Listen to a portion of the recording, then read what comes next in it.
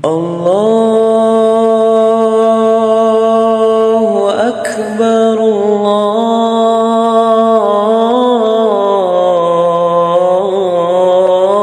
Akbar, Allahu Akbar, Allahu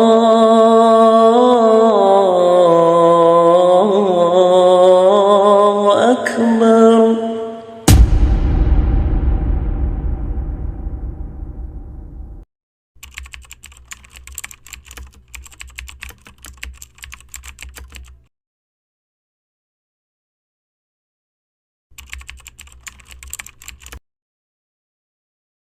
Assalamualaikum warahmatullahi wabarakatuh. Waalaikumsalam warahmatullahi wabarakatuh.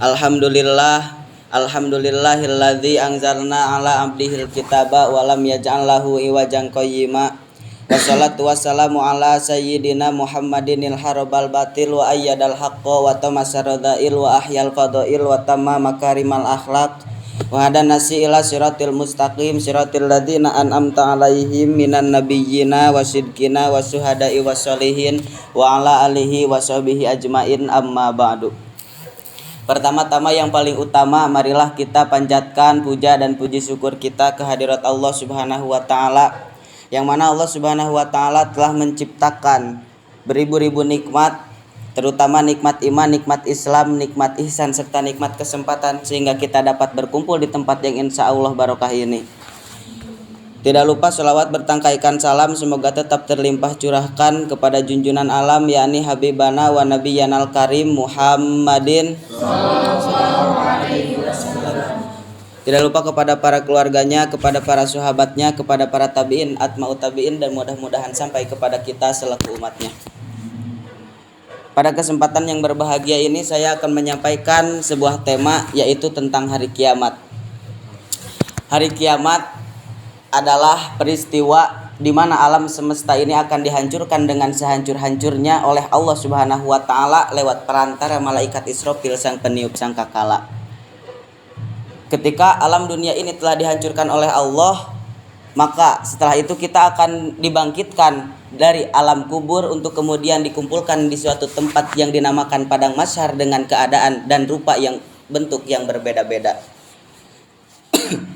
Allah Subhanahu wa taala menegaskan di dalam Al-Qur'an surat Al-Hajj ayat 7, A'udzubillahi minasyaitonirrajim. Bismillahirrahmanirrahim. Wa annas sa'ata atiyatul la raiba fiha wa innallaha yab'atsu man fil qubur.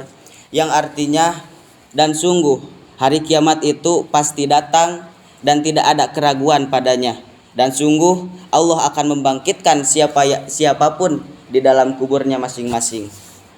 Nah, ketika kita telah mempercayai bahwasannya hari kiamat itu adalah peristiwa yang benar-benar akan terjadi, kemudian setelah hari kiamat terjadi kita akan dibangkitkan dari alam kubur kita masing-masing. Ketika kita telah dibangkitkan, kita akan dikumpulkan di suatu tempat, yaitu padang mahsyar. Apakah kita telah mempersiapkan diri untuk menjalani kehidupan tersebut? Sedangkan amal yang kita miliki di dunia ini hanyalah titipan Allah Subhanahu wa taala. Jangankan istri-istri kami, jangankan saudara-saudara kami, jangankan anak-anak kami, jangankan jabatan-jabatan kami, wallahi demi Allah, diri kita sekalipun ini hanyalah titipan yang Allah berikan kepada kita. Kemudian ketika kita telah dibangkitkan oleh Allah Subhanahu wa taala, kita akan dikumpulkan di padang mahsyar, yang mana padang mahsyar tersebut di dalam suatu riwayat dikatakan bahwa ketika kita di padang mahsyar, jarak antara kita dan matahari itu kurang lebih 7 jengkal. Sedangkan bukan hanya satu matahari, melainkan ada 7 matahari. Saking panasnya kita di sana tidak akan memikirkan siapa saudara kita. Kita tidak akan mengenali siapa teman kita. Kita tidak akan mengenali siapa ayah kita, bahkan terhadap anak-anak kita pun kita tidak akan mengenalinya.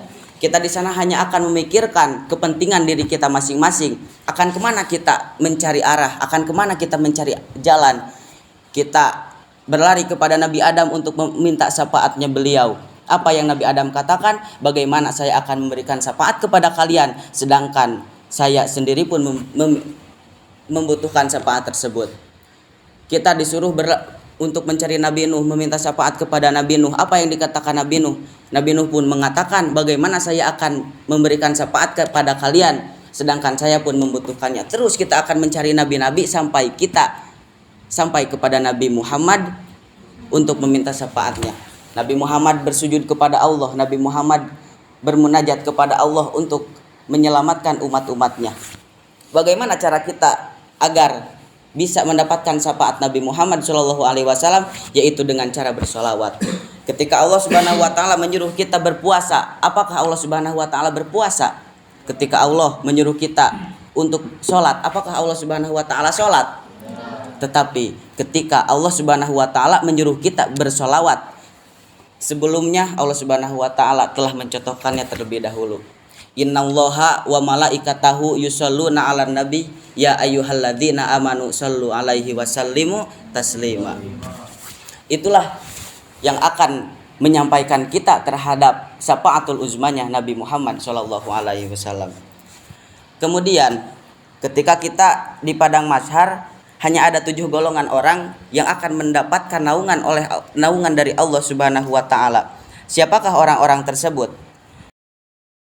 Yang pertama adalah orang yang memiliki jabatan sebagai seorang pemimpin, sedangkan pemimpin tersebut adil dalam melaksanakan jabatannya tersebut. Kemudian yang kedua yaitu pemudi yang tumbuh dewasa dalam beribadah kepada Allah. Kemudian yang ketiga, pemuda yang hatinya selalu terikat dengan masjid.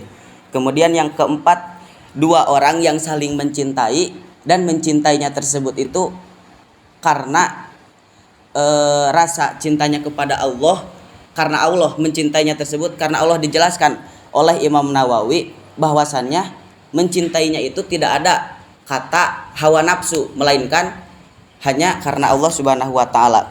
Kemudian yang kelima, pemuda yang takut untuk berbuat zina. Apabila ada seorang pemuda diajak zina oleh seorang perempuan, maka pemuda itu menolak dengan alasan Allah Subhanahu wa Ta'ala melihatnya. Kemudian yang keenam, orang yang gemar bersedekah. Dijelaskan dalam kitab, seseorang yang bersedekah kemudian ia menyembunyikan amal itu seperti tangan kirinya tidak mengetahui apa yang disedekahkan tangan kanannya, maka ia termasuk golongan yang akan mendapatkan naungan Allah Subhanahu wa Ta'ala di hari kiamat kelak. Kemudian yang terakhir, yang ketujuh, orang yang akan mendapatkan naungan dari Allah Subhanahu wa Ta'ala yaitu seseorang yang berzikir kepada Allah Subhanahu wa Ta'ala dalam kesunyian, tidak ada yang melihat. Terus berzikirnya itu dalam keadaan matanya meneteskan air mata. Nah, apakah kita sudah termasuk ke dalam 7 golongan orang yang akan mendapatkan naungan oleh Allah Subhanahu wa Ta'ala di padang mahsyar nanti?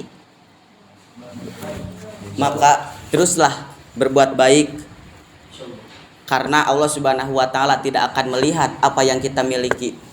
Allah Subhanahu wa Ta'ala tidak akan melihat apa yang tidak akan melihat fisik kita sebagaimana tampannya kita, sebagaimana cantiknya kita. Allah tidak akan melihat itu semua, tapi Allah akan melihat hati kita dan amal kita. Di dalam kitab Tibil Qulubi wa Dawaiha dijelaskan bahwasannya sasaran pandangan Allah Subhanahu wa Ta'ala terhadap kita itu dilihat dari hati kita dan amal kita. Diriwayatkan dari Abu Hurairah radhiyallahu anhu bahwasannya Nabi Muhammad sallallahu alaihi wasallam telah bersabda, "Innallaha la yanzuru ila surikum wa amwalikum walakin yanzuru ila qulubikum wa a'malikum." Sungguhnya Allah tidak melihat pada bentuk, rupa dan harta kalian, akan tetapi Allah hanyalah melihat pada hati dan amal kalian. Hadis riwayat Muslim nomor 2564. Kesimpulannya, apabila kita telah mengetahui bahwasannya hari kiamat adalah hari yang pasti akan terjadi dan tidak ada keraguan lagi di dalamnya, maka hal yang terpenting untuk kita jalani yaitu berbuat baik, tetap mengingat dosa, jangan bermaksiat. Itu hal yang terpenting. Terus ketika kita telah melaksanakan amal-amal soleh, jangan ada sedikit pun di dalam hati rasa sombong. Terima kasih. Mungkin cukup sekian yang bisa saya sampaikan, kurang lebihnya mohon untuk dimaafkan. Wabillahi taufiq wal hidayah, waridho wal inayah. Wassalamualaikum warahmatullahi wabarakatuh.